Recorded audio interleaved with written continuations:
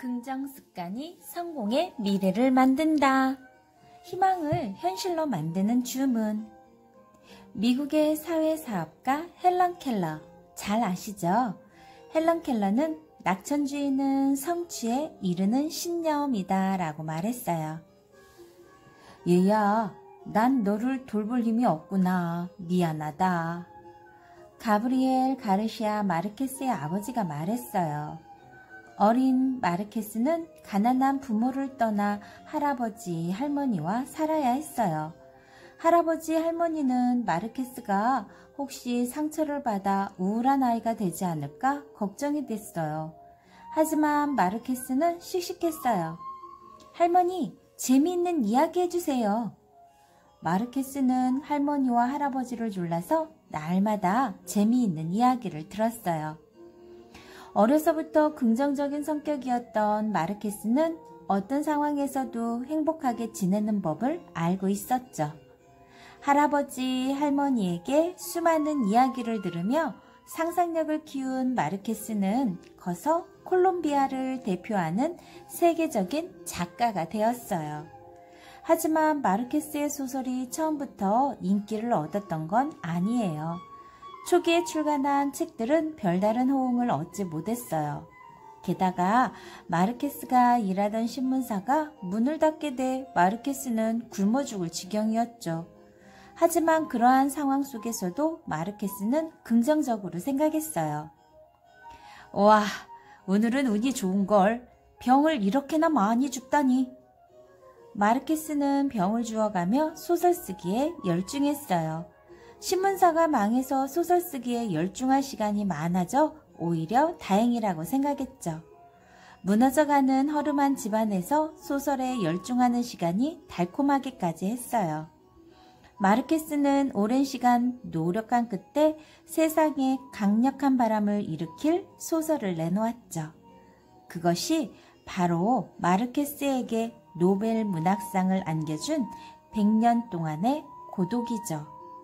마르케스는 어떤 상황에서도 긍정적인 마음으로 자신이 진짜로 하고 싶은 일에 열중했어요. 그러한 긍정적인 생각이 훌륭한 작품을 만드는 원동력이 되었답니다. 좋은 습관 키우는 방법. 희망을 현실로 만드는 주문. 힘든 일이 생기면 사람들은 그것에 집중해서 슬픔에 빠져들고는 하죠. 하지만 마르케스는 슬픈 것에 집중하지 않았어요.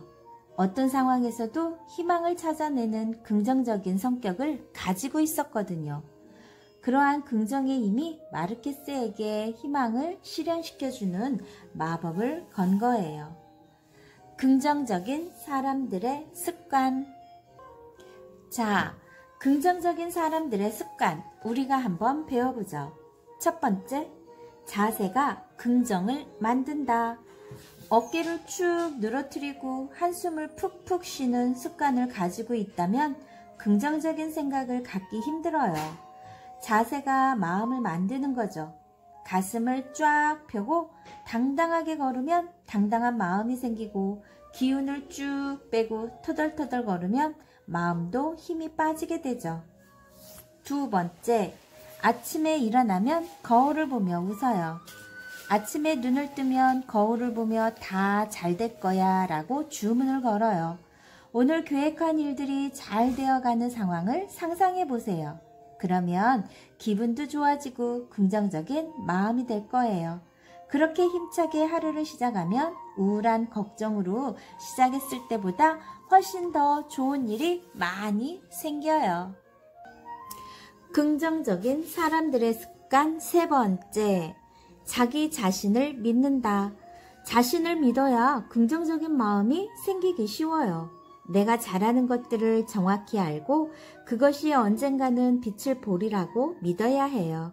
그래야 많은 사람들의 말에 휘받들리지 않고 언제나 밝게 웃는 긍정적인 사람이 될 수 있어요. 긍정적인 사람들의 습관 네 번째, 사소한 것에 신경 쓰지 않는다. 긍정적인 사람들의 공통적인 특징은 사람들의 사소한 말이나 행동에 신경을 쓰지 않는다는 거예요. 그러한 것들에 신경 쓰기 시작하면 마음의 평화를 지키기 어려워요. 언제나 가장 중요한 것을 생각하죠. 그 외에 작은 일들은 너무 고민하지 마세요. 희망을 현실로 만드는 주문. 긍정적인 사람이 되세요.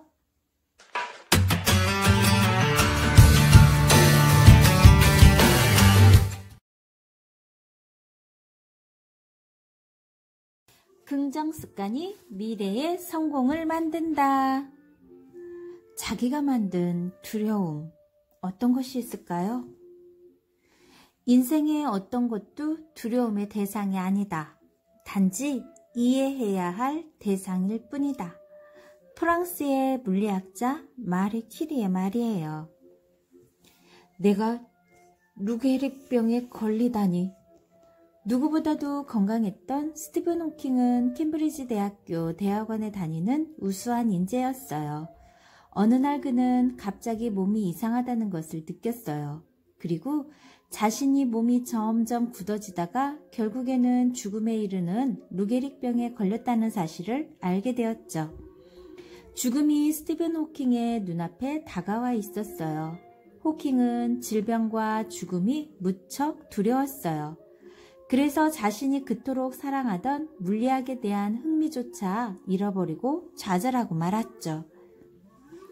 얼마 있으면 죽을 목숨인데 연구는 무슨 연구야. 우주가 어떤 진실을 가지고 있든 그게 나랑 무슨 상관이야.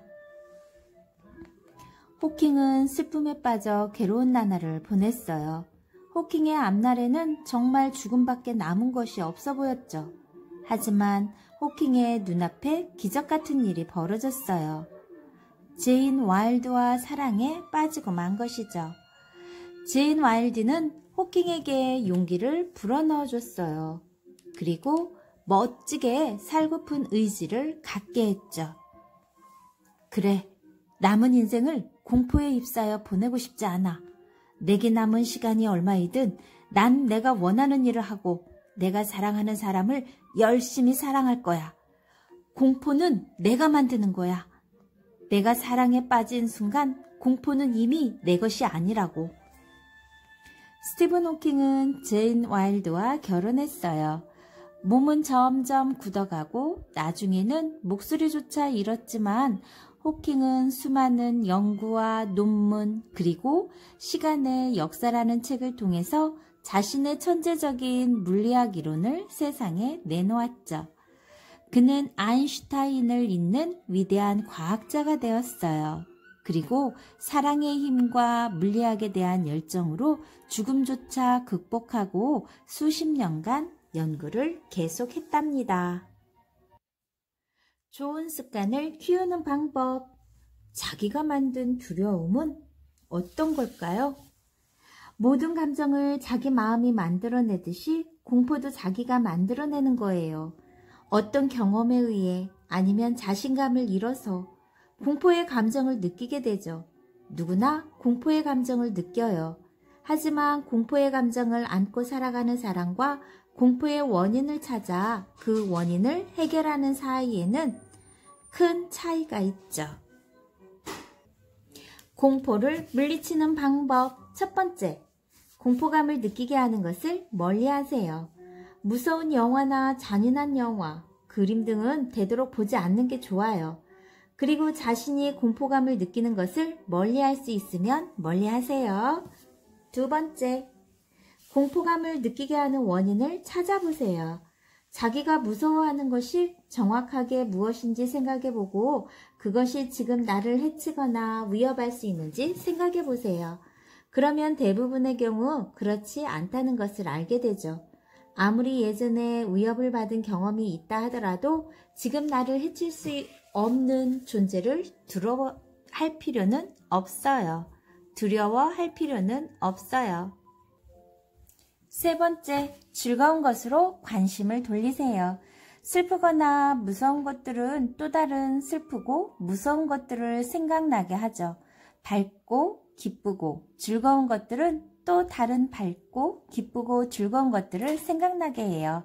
그러니 재미난 생각, 즐거운 생각에 집중하세요.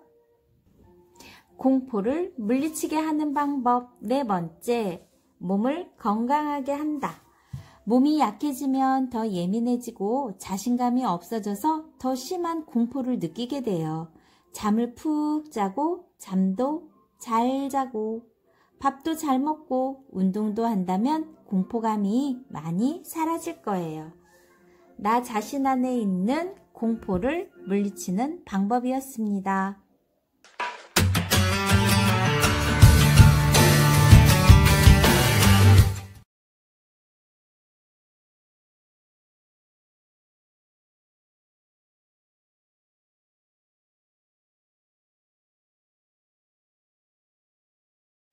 긍정은 성공의 미래를 만든다. 집중!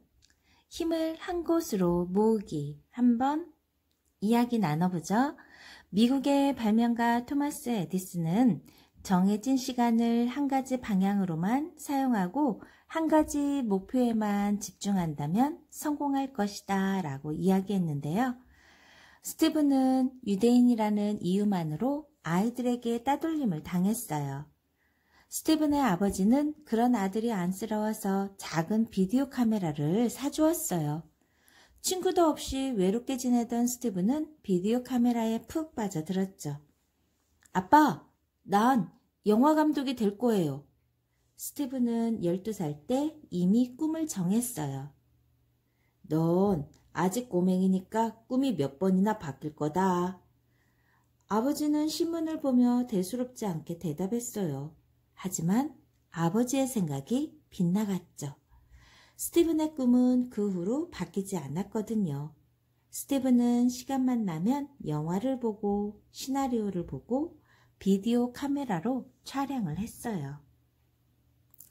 스티븐, 너는 어쩜 다른 아이들과는 놀지도 않고 그렇게 영화만 보고 있니?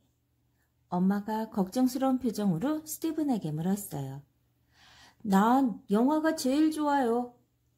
오직 영화에만 몰두한 스티븐은 21살이 되는 해에 엠블린이라는 단편 영화로 사람들에게 인정을 받게 되었어요. 얼마 후 스티븐 스필버그는 20세기를 대표하는 세계적인 감독으로 성장했죠. E.T., 쥐라기 공원처럼 상상력이 돋보이는 환상적인 영화는 물론 쉰들러 리스트, 라이언, 일병 구하기 등 사회적인 문제를 다룬 영화들도 사람들에게 커다란 갈채를 받았어요. 스티븐 스필버그는 오랜 시간 동안 한 가지 일에 집중해서 열심히 노력한 덕분에 아카데미상을 휩쓸며 영화계의 큰 별이 되었답니다. 힘을 한 곳으로 모으기, 집중! 똑같은 시간이 주어진다면 여러 개의 우물을 파는 사람보다 한 개의 우물을 파는 사람이 훨씬 더 깊게 팔 수 있어요. 그래야 맑은 물을 얻을 수 있는 거죠. 무언가 간절히 바라고 싶다면 그것에 집중해야 해요. 하고 싶은 것들을 모두 다 하면서 내 꿈도 이루기란 쉽지 않거든요. 집중력 키우기 첫 번째. 가장 중요한 것이 무엇인지 안다. 내가 지금 집중해야 할 가장 중요한 것이 무엇인지 알아야 해요. 항상 정신을 맑게 하고 내 마음과 내 상황에 집중을 하면 내가 가장 하고 싶은 것, 내게 가장 중요한 것이 보일 거예요. 집중력 키우기 두 번째. 집중을 방해하는 것을 정리해요. 발레리나가 되고 싶은데 고운 발을 갖고 싶다는 것, 선생님이 되고 싶은데 공부는 하기 싫고 놀고 싶다는 것, 축구선수가 되고 싶은데 하얀 얼굴을 갖고 싶다는 것 등 자기의 꿈에 방해가 되는 것들에 마음을 거두어서 나의 꿈에 그 힘을 모두 실어주어야 해요. 집중 키우기 세 번째. 호기심도 하나로 모으기. 하고 싶은 것도 궁금한 것도 많은 때라 수많은 호기심이 생겨날 거예요. 그럴 때 이 호기심을 여러분이 하고 싶은 일에 집중해 보세요. 시간이 지날수록 여러분이 하고자 하는 일에 대해 많은 것을 알게 되고 여러분 꿈에 점점 더 가까워지게 될 거니까요. 집중력 키우기 네 번째. 집중하는 시간을 체계적으로 관리한다. 컨디션이 좋을 때 필요한 일에 집중해야 해요. 그래야 효과를 높일 수 있죠. 또 매일 일정 시간을 두고 집중을 하되 처음에는 조금씩 하다가 점점 시간을 늘리는 게 좋아요. 그러면 집중할 수 있는 시간도 점차 늘어날 테니까요. 자, 그러면 어떻게 시간을 늘려가면 좋을까요? 네, 10분씩 공부 매일 10분씩 늘려가기, 독서 매일 3페이지씩 더 읽기, 운동 매일 줄넘기, 어떻게 해요? 20회씩 더하기. 자, 여러분이 구체적으로 이렇게 목표를 정해서 실천하다 보면 여러분은 좀 더 큰 꿈으로 다가설 수 있는 기회가 많아지겠죠. 힘을 내서 오늘도 좋은 하루 만드세요. 좋아요, 구독 꾹 눌러주시면 계속해서 함께 할 수 있어요. 감사합니다.